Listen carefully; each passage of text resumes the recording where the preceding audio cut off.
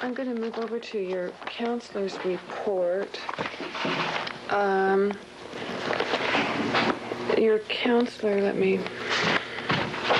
Mr. Salcido, yes, has indicated, and this was prepared for this hearing, the documents from the previous hearing have been considered and the information appears valid.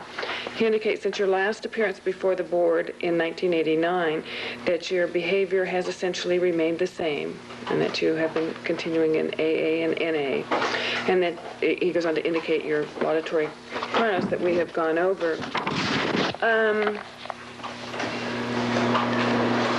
Further, he indicates that you followed the recommendations from the last hearing by attending self-help groups and remaining disciplinary free and working towards becoming responsible for your actions through personal growth. He does indicate, however, based on the seriousness of your commitment offense and the nature of the crimes, that you continue to be viewed as a high risk of threat to the society if released at this time. And also notice the high notoriety status of the public interest in this case. And then when we get to the psychological report, which was very extensive, the psychologist indicates that you have made substantial progress during your over 20 years of incarceration. While the changes during the first decade of incarceration were drastic and covering a wide range of behavior and emotions, your changes in the third decade of incarceration are more subtle and more difficult to assess. He further mentions Dr. Armstrong's 1989 assessment that the subject of much notoriety and evaluation, and this seems to be the most difficult part of your present situation to overcome. In other words, it's especially difficult for you to improve yourself and deal with your past, as any maturing process requires to become more insightful, composed, and self-possessed in the light of public scrutiny. He says the interview resulted, in fact, I should look, is this, oh, yes. Dr. Klebel is... Klebel, yes. Klebel, okay. The interview resulted in the conclusion that inmate Atkins has made progress in accepting her part in the perpetration of the crime, in her guilt and remorse about her crimes, and in trying to understand what got her into the lifestyle and resulted in the horrendous events of the crimes. But there is another factor preventing inmate Atkins' further improvement. It is the extraordinary pressure resulting from those notorious and unprecedented crimes that makes it difficult for this inmate to further change and improve, especially when considered together with her personality characteristics. I'm not sure exactly what he means by that. Well, I think what he's trying to indicate to you, that and I got this feeling throughout the whole psychological report, is that you're trying very hard while you're in the facility to and let me get back. Me mistrusting the others, or other people yeah, mistrusting me. The others relate to her presenting suspicion and mistrust, authority problems, and a difference in moral standards compared to normal responses. These are some of the things that came out in the testing. I'm referring to the bottom of page 3 and the top of page 4. Oh, okay. And then again, it goes on to indicate that you're overcompensating and attempting to overcome the present situation with elevated levels of activity and attempt being positive at all times. And under the discussion part, as pointed out above, inmate Atkins needs to learn to react less to the scrutiny of the public and to focus on her own development and maturation process. Additionally, this focus will help you to develop better relationships and become a less driven individual. He further indicates that violence potential outside a controlled setting at the time of your crime was extreme and much greater than average, and indicates now that it is substantially decreased. So, Mr. Chairman, that completes. And I'll call Mr. Nielsen to discuss parole plans. Your parole plans are best discerned from the 85 and 88 transcripts. I'll piece those together a little bit, and then maybe you can offer some additional information. Basically, as far as a system of support, you have a stepmother and brother Steve with whom you maintain a continuing relationship. relationship, that is correct? Yes. Brother Michael, there's been no relationship since a letter was sent to him in '84 and was returned. They contacted me through my counselor, and based on my brother Michael's behavior, I decided he's not the type of individual that I'd rather have in my life. And this behavior was as it's evident to you in the letter he sent you. No, he didn't send me a letter. I wrote him. I see. So this was based on what he told the counselor. My decision to not have him. I'm sorry. He initiated a contact with the counselor. Is that correct? Just this last year, yes, sir. And he said something to the counselor. No, he just gave my counselor his phone number and asked me to call him. And so I called him. In 1984, I wrote him to confront him after going through years of therapy. I was a victim of my brother's who sexually molested me. To confront him. I never received a response from him at all about my past. My history has been put out there sufficiently, and I want nothing to do with it, period. And I made a decision that since Michael could not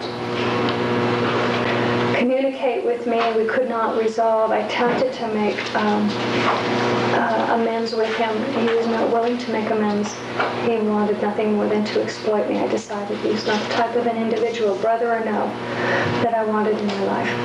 And this occurred in the context of a phone conversation or conversation? Over 2 telephone calls. I had called him.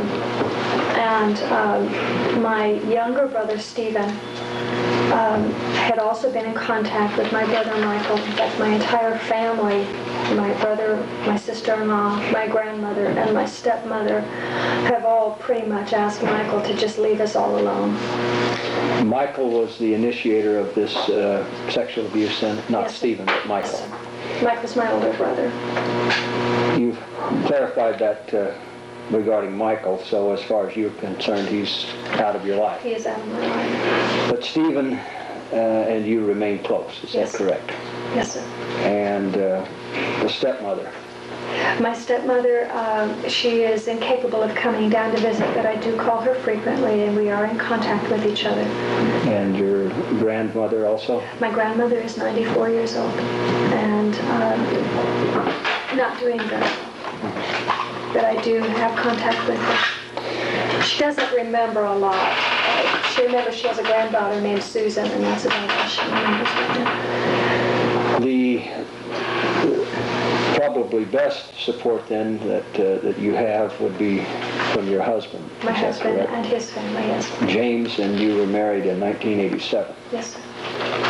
And I note that our files are replete with a lot of desires of confidentiality from all parties of any interest in this Yes. For his, matter. yes.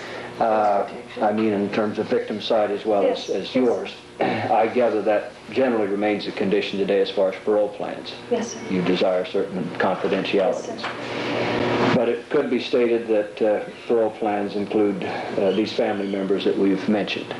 Yes, sir. And And I have a job. you have I've read about what seems to be firm job offers, although because of the concern for confidentiality, there are no letters, but there are references. Right. And your counsel in the last hearing said if under oath he could, would provide that. Yes, sir.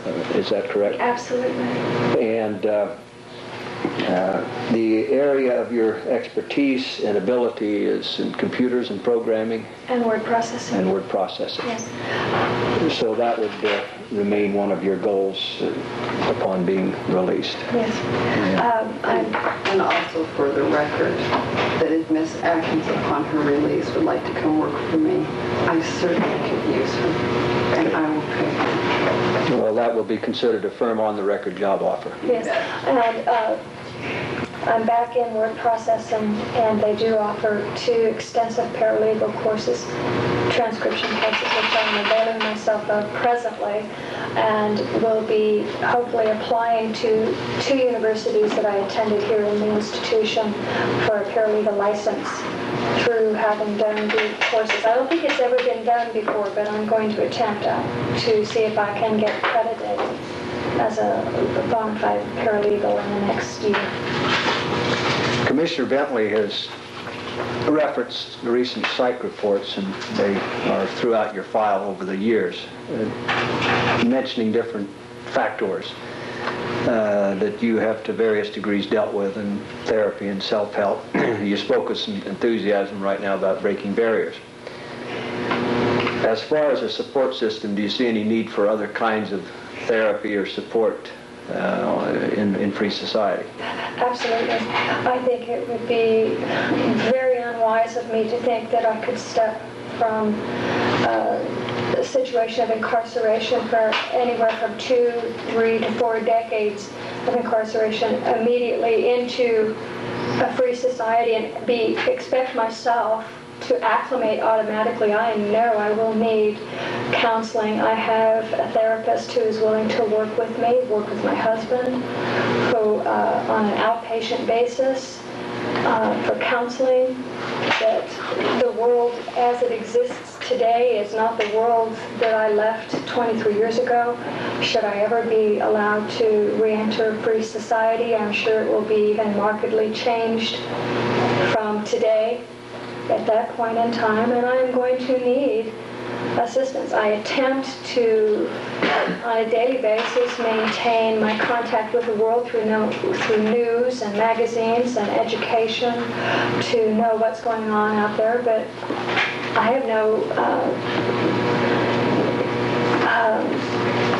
delusions of grandeur that I can walk out here tomorrow and not go through some changes. I know I'm going to need help. The recent psych report, and I'll want to ask some questions about it later on in the hearing, speak about normal person, and you're striving to be that. As to the notoriety that necessarily visits this crime and your participation therein, have you come up with any strategies to deal with that in free society? Well, first of all, I don't think I'm going to walk out there and live by under my maiden name. I will take my husband's name, as is my right as his wife. We do not plan on being famous people. I don't want to give interviews. I don't want to write books. I just would very much like to pick up life and move on from there as a private, law-abiding citizen of this country.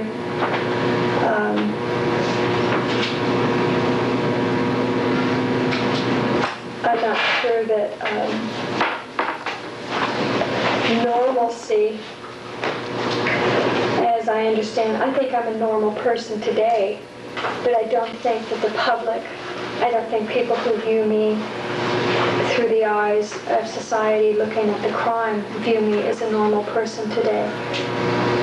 And that's the quandary I'm in. Dr. Cobell and I talked extensively about how in the world do I sit when I have people scrutinizing me and I know my heart's motives are right.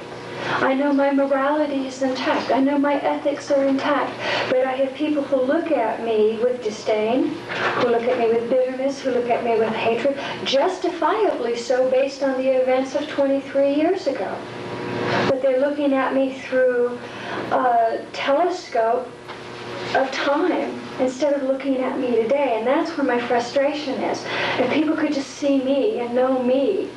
And I have people that are capable of doing that and that do that and who reinforce and support me in being a normal person. I have friends today, you know, and they oftentimes tell me if people could just see you the way we see you, Susan.